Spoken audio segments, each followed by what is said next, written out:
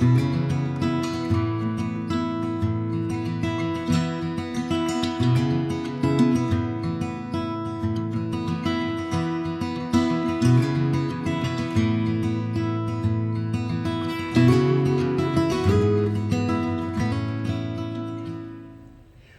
to the Fredericksburg Center for Creative Arts, Frederick Gallery, for the Artist Choice of August 2021 All Media Juried Exhibition. I'm Carol Morgan, the curator of the Frederick Gallery, and invite you to come and visit us in person. The FCCA is open on Monday, Thursday, and Friday from noon to 4, Saturday 11 a.m. to 4, and Sunday 1 p.m. to 4. We are pleased to be able to bring you these videos, and thanks to our volunteer videographer, David Kennedy, for your time and your creative talents putting together our Juror Talk Awards videos each month. During August, the Members Gallery is exhibiting drawings and sketches by Ash Laughlin and Becca Worste. Please come to visit our historic home, the Silversmith House, where art and history meet, located at 813 Sophia Street, Fredericksburg, Virginia.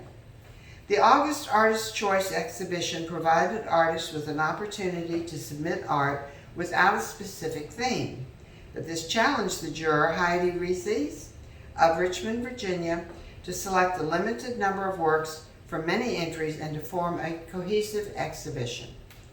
Heidi is a multidisciplinary artist and poet living in Richmond, Virginia. Her creative practice often explores the potential of fragments, both in language and image. Her visual art is included in the National Museum of Women in the Arts, Clara Database of Women Artists. She's a faculty member of Virginia Commonwealth University, where she teaches letterpress printing and creative writing. And Heidi has a long history with the FCCA, and we welcome her back as a juror. Heidi? Thank you so much, Carol, for your introduction. Thanks for inviting me here. I'm really honored to be a part of this exhibit as the juror. Thank you, David, for your working behind the camera, behind the scenes. And I really appreciate all of the work that the volunteers here at FCCA and the members do to make these exhibits possible. I think that there were approximately 86 entries for this Artist Choice show, of which I chose 44 works to be in the exhibit. And that was such a challenge. It was hard to decide which pieces to eliminate. And it's so exciting to be here in the Frederick Gallery and to see everything in person. I'm always amazed at how these exhibits come together. When I was choosing the work, I wasn't really sure if it would cohere and make sense as a group, and it is such a marvelous show. Carol and her crew did a fabulous job hanging the work, and yeah, it's really, really lovely. I chose probably about 75% or so of these pieces based on digital images that were submitted. Only a handful of pieces were works that I actually saw in person. So now seeing the work on the walls in the gallery, I can really appreciate sort of the depth and the way that the pieces come alive that kind of gets lost in a digital image sometimes. There was a really wide variety of work submitted, also in a wide range of mediums. There's painting, watercolor, oil, acrylic, textile pieces in wood, glass, photography, and mixed media. I'm sure I've left a few out, but I tried to choose my prize-winning pieces, that showed a variety of, or illustrated the variety of work that was submitted for this show, I guess I should say. So I look forward to walking you through the prize winners for this exhibit. So there were 4 honorable mention awards in this exhibit, and the first one that I wanted to talk about is this piece titled The Mourners by Phyllis Gradzus of Unionville, Virginia. This piece is ink on clayboard, and it is so wonderful to see this. You know, this is an example, a prime example of what I was talking about, being able to see the work in person. There's so much detail that the artist achieves in this medium, and texture and depth. There are these broad, almost like rolled on strokes in the background, and then layered on top of that, more solid areas of a darker value of warm black, and then finally the very finite details that the artist has included to render the faces of the people pictured here in this funerary scene. It's really quite exquisite. The mood that the artist has captured and the overall very sort of solemn nature of the work really made an impression on me. Our next honorable mention is this piece titled Fond Memories by Tressalore. She's from King George, Virginia. And this piece is a mixed media mosaic of glass, shells, and wood. I appreciate the materials that have been assembled in this piece, and that the textural qualities that the artist has achieved by bringing together these very sort of smooth wood, driftwood type pieces, and then this shell collection of shells in contrast to the very high gloss surface of the stained glass. I particularly love the way the color plays in this mosaic, the variety of blues, the sort of cerulean and ultramarine, and the reflective quality of the opalescent glass that's assembled here, and also just the craftsmanship, the care that the artist has taken in assembling all of these pieces, and the attention to detail around the edges is also really quite nice. So another of the honorable mention awards goes to this photograph titled Osprey, Outpost by Odell Smith of Stafford, Virginia. I appreciate how, from a distance, this piece feels very much like an abstract piece of art. And as you come in closer to the work, you can see the very finite detail that this artist has captured in the photograph. There are really fine, pieces of organic matter, or maybe I'm picturing sort of the remains of ospreys, perches, maybe a nest, as well as a little sign here. And I love the way the photographer has blurred the lines between the actual objects, the pieces of wood that are emerging from the water, and the reflections in the water. I think overall, just the depth and the soft quality of the sort of haziness that they've achieved in the photograph is really very successful. And for our final honorable mention, we have this work titled Midnight Moon by Bob Worthy of Montrose, Virginia. This is oil and cold wax on canvas.